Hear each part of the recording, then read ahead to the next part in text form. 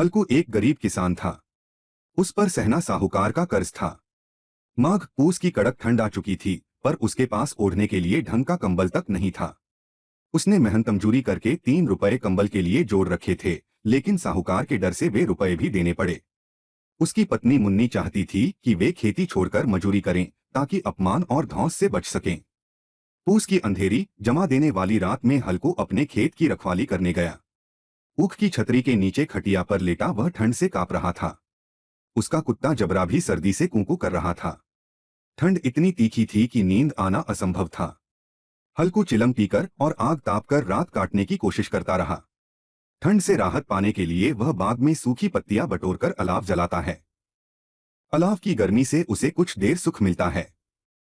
वह और जबरा आग के पास बैठकर ठंड को भूलने की कोशिश करते हैं। उस क्षण हल्कू को ऐसा लगता है मानो उसने ठंड पर विजय पाली हो। इसी बीच जबरा खेत की ओर दौड़कर जोर जोर से भौंकने लगता है।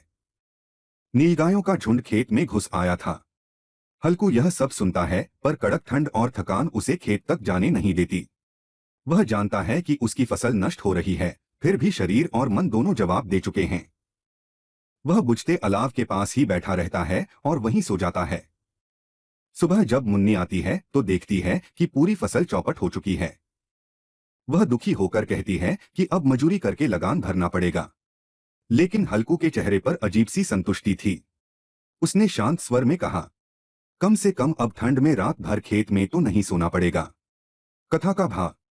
यह कहानी गरीबी, शोषण और विवशता की गहरी तस्वीर प्रस्तुत करती है। यह दिखाती है कि कैसे अभाव मनुष्य से मेहनत नहीं, बल्कि उसकी हिम्मत और इच्छा शक्ति भी छीन लेता है।